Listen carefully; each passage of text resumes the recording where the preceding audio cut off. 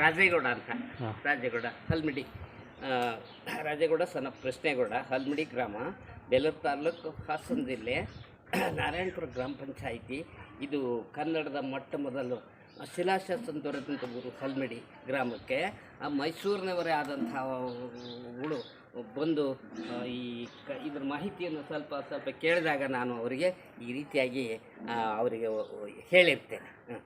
ಕನ್ನಡ ಹುಟ್ಟಿದ ಊರು ಇದು ಹಲ್ಮಿಡಿ, ಮೊಟ್ಟ ಮೊದಲು ಶಿಲಾಶಾಸನ ದೊರೆತಂಥ ಊರು. ಇಲ್ಲಿ ಒಬ್ಬ ಕ್ರಿಸ್ತಶಕ 450ರಲ್ಲಿ ಒಬ್ಬ ಅಂತಲ್ಲ, ಕದಂಬರು ಇಡೀ ನಮ್ಮ ಕರ್ನಾಟಕ ರಾಜ್ಯವನ್ನೇ ಮೊಟ್ಟ ಮೊದಲು ಆಳಿದ ಕನ್ನಡ ದೊರೆಗಳು ಅಂದರೆ ಕದಂಬರು.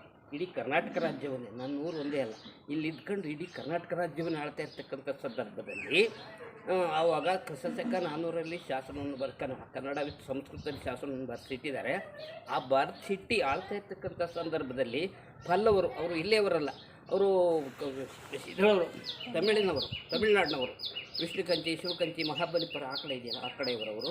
ಇಲ್ಲಿ ಆಳ್ತಾ ಇರ್ತಕ್ಕಂಥ ರಾಜ್ಯದ ಮೇಲೆ ಅವರು ಪಲ್ಲವರು ಯುದ್ಧವನ್ನು ಘೋಷಿಸಿ ಯುದ್ಧಕ್ಕೆ ಬರ್ತಾರೆ. ಬಂದು ಅಂದಿನ ಯುದ್ಧದಲ್ಲಿ ಕದಂಬ ರಾಜ ಕಾಕತೋತ್ಸವನಿಗೂ ಅವರಿಗೂ ಕೂಡ ಯುದ್ಧವಾಗುತ್ತೆ.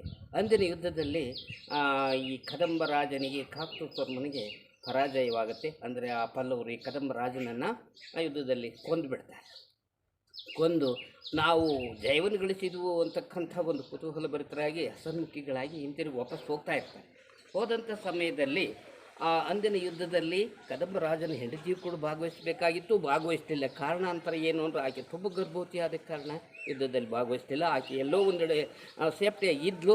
ತನ್ನ ಗಂಡನ ದುಃಖವಾರ್ತೆಯನ್ನು ಕೇಳಿ ಪುನಃ ಬಂದು ತನ್ನ ಗಂಡನ ಮೇಲೆ ಬಿದ್ದು ಆಕೆ ಹೊರಳಾಡ್ತಾ ಇರ್ತಕ್ಕಂಥ ಸಂದರ್ಭದಲ್ಲಿ ಆ ಪಲ್ಲವರು ಪುನಃ ಇಲ್ಲಿಗೆ ವಾಪಸ್ ಬರ್ತಾರಂತೆ.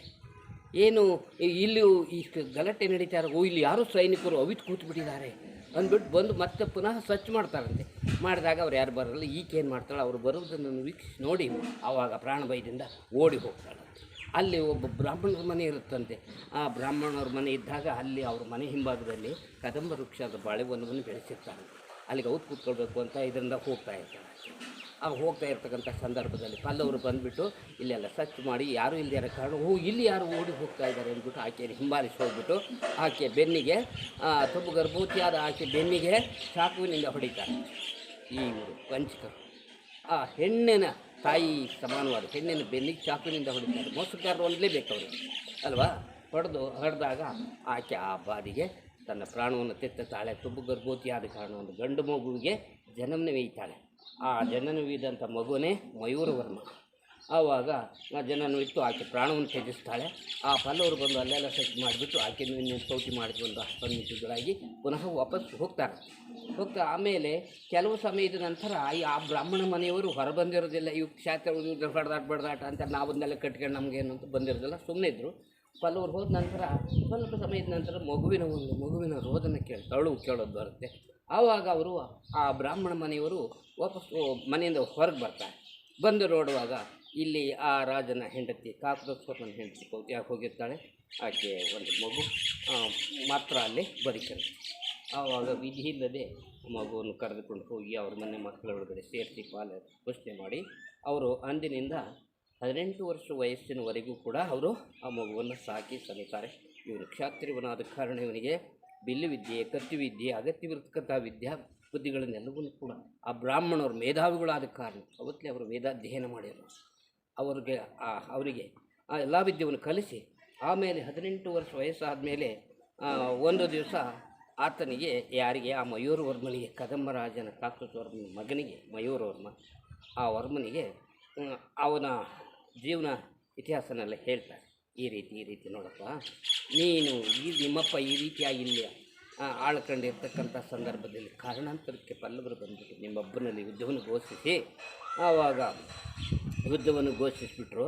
ಆವಾಗ ಅಂದಿನ ಯುದ್ಧದಲ್ಲಿ ನೀನು ನಿನ್ನ ತಾಯಿ ಗರ್ಭದಲ್ಲಿದ್ದೆ. ಆವಾಗ ಯುದ್ಧದಲ್ಲಿ ನಿಮ್ಮ ಅಪ್ಪನನ್ನು ಕೂಡ ಪರಾಭವ ಮಾಡಿ ಕೊಂದುಬಿಟ್ರು. ನಿಮ್ಮ ತಾಯಿಯನ್ನು ಕೂಡ ಬೆನ್ನಟ್ಟಿ ಬಂದು ನಿಮ್ಮ ತಾಯಿನೂ ಈ ರೀತಿ ಕೊಂದು ನೀನು ನಮ್ಮನೆ ಹತ್ತಿರ ನಿರಾಶ್ರಿತನಾಗಿ ಬಿದ್ದಿದ್ದೆ. ಆವಾಗ ನಿನ್ನನ್ನು ಕರ್ಕೊಂಡೋಗಿ ಈ ರೀತಿ ಪಾಲದ ಘೋಷಣೆ ಮಾಡಿ ಸಾಕಿದ್ವಿ. ಆಮೇಲೆ ನಿನಗೆ ಎಲ್ಲ ವಿದ್ಯೆ ಪಾರಗತನನ್ನಾಗಿ ಮಾಡಿದ್ದು, ಇನ್ನು ಮುಂದಕ್ಕೆ ನಿನಗೆ ಬಿಟ್ಟಿದ್ದಪ್ಪ ಅಂತ ಇದನ್ನೆಲ್ಲ ಅವರು ಮೇಲಿನ ಪರಿಭಾರವನ್ನೆಲ್ಲ ತಪ್ಪಿಸ್ಕೊಳ್ತಾರೆ. ಆವಾಗ ಅವನು ಅಲ್ಲೇ ಯೋಚನೆ ಮಾಡ್ತಾನೆ, ಏನು ಪಲ್ಲವರು ಈ ರೀತಿಯಾಗಿ ಏಕಕಾಲದಲ್ಲಿ ಬಂದುಬಿಟ್ಟು ನಮ್ಮ ತಂದೆ ಹಾಗೂ ನಮ್ಮ ತಾಯಿ ಇಬ್ಬರನ್ನೂ ಕೂಡ ಮೋಸದಿಂದ ವಂಚನೆಯಿಂದ ಕೊಂದುಬಿಟ್ಟಿದ್ದಾರೆ.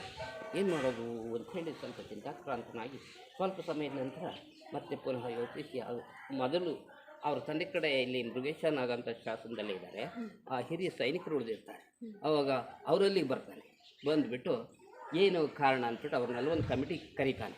ಕಮಿಟಿ ಕರೆದ್ಬಿಟ್ಟು ಅವಾಗ ಯಾತಕ್ಕೋಸ್ಕರ ನಮ್ಮ ತಂದೆಯನ್ನು ಈ ರೀತಿಯಾಗಿ ಪಲ್ಲವರು ಬಂದು ನಮ್ಮ ತಂದೆ ತಾಯಿಯನ್ನು ಇಬ್ಬರನ್ನೂ ಕೂಡ ಮೋಸದಲ್ಲಿ ಕೊಂದರು ಅಂತಕ್ಕಂಥ ಮಾತನ್ನು ಅವನು ಕೇಳ್ತಾನೆ ಎನ್ಕ್ವೈರಿ ಮಾಡಿ. ಕೇಳಿದಾಗ ಅವರು ಇದ್ದದ್ದು ನಡೆದದ್ದೇ ಹೇಳ್ತಾರೆ, ನೀವು ಹೀಗೆ ಹೀಗೆ ಅಂತ ಹೇಳಿದರು.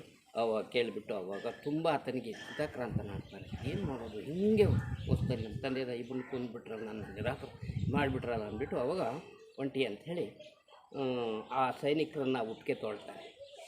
ಏನು ನೀವು ನಮಗೆ ಸಹಕಾರ ಈ ರೀತಿ ಮಾಡಬೇಕು ಅಂಥ ಯುದ್ಧವನ್ನು ಘೋಷಿಸ್ತೀನಿ ನಾನು, ಆದ ಕಾರಣ ಪಲ್ಲವರ ಯುದ್ಧವನ್ನು ಘೋಷಿಸ್ತೀನಿ, ಸಹಕಾರ ಮಾಡಿ ಆಯಿತು ಅಂತಂದು ಇವನಿಗೆ ಕೊಡ್ತಾರೆ. ಅವರು ಮಾತು ಕೊಡ್ತಾರೆ, ಆಯಿತು ಪ್ರೋತ್ಸಾಹ ಕೊಡ್ತೀವಿ ಅಂತ ಕೊಟ್ಟಾಗ ಅವನೇ ಏನು ಮಾಡ್ತಾನೆ, ಆ ಮಯೂರವರ್ಮ ಈ ಸೈನಿಕರನ್ನ ಒಳಗೂಡಿ ಪುನಃ ಮತ್ತೆ ಅಲ್ಲಿಗೆ ಪಲ್ಲವರಲ್ಲಿಗೆ ಯುದ್ಧಕ್ಕೆ ಹೋಗ್ತಾನೆ. ಯುದ್ಧಕ್ಕೆ ಕರ್ಕೊಂಡು ಹೋಗಿ ಅಂದಿನ ಯುದ್ಧದಲ್ಲಿ ಈ ಸೈನಿಕರಿಂದ ಎಲ್ಲ ಒಡಗೂಡಿಬಿಟ್ಟು ಆತನು ಕೂಡ ಚತುರನಾಗಿದ್ದ, ಮಯೂರವರ್ಮ ಅಪ್ಪನಂತೆ ಚತುರನಾಗಿ ಸರ್ವವಿದ್ಯಾಪಾರಂಗತನಾಗಿದ್ದ. ಆವಾಗ ಯುದ್ಧದಲ್ಲಿ ಅಂದಿನ ಯುದ್ಧದಲ್ಲಿ ಸೈನಿಕರು ತಾನು ಎಲ್ಲ ಸೇರಿ ಸೈನಿಕರೆಲ್ಲ ಈತನಿಗೆ ಮಯೂರವರ್ಮನಿಗೆ ಜಯಗಳಿಸಿಕೊಟ್ಟು ಅವತ್ತು ಸಂತೋಷವಾಗಿ ಈ ವೈರವರ್ಗನೆಲ್ಲ ಮರೆತುಬಿಟ್ಟು ಅಂದಿನಿಂದ ಆ ಸೈನಿಕರಿಂದ ಒಡಗೂಡಿ ಪುನಃ ಇಲ್ಲಿಗೆ ಆ ಸೈನಿಕರು ಕರ್ಕೊಂಡು ಬರ್ತಾರೆ. ಬಂದು ಅವತ್ತಿನ ಯುದ್ಧದಲ್ಲಿ ಜಯಗಳಿಸಿಕೊಟ್ಟಿದ್ದ ಆ ಸೈನಿಕರಿಗೆ ಇದು ಹಲ್ಮಿಡಿ ಶಾಸನದಲ್ಲಿರದೆ ಹನುಮಿಡಿ ಹೊನ್ಮಿಡಿ 3-4-5 ಹೆಸರಿದೆ. ಒರಿಜಿನಲ್ ಹೆಸರು ಹಲ್ಮಿಡಿ. ಈ ಹಲ್ಮಿಡಿ ಹಾಗೂ ಈ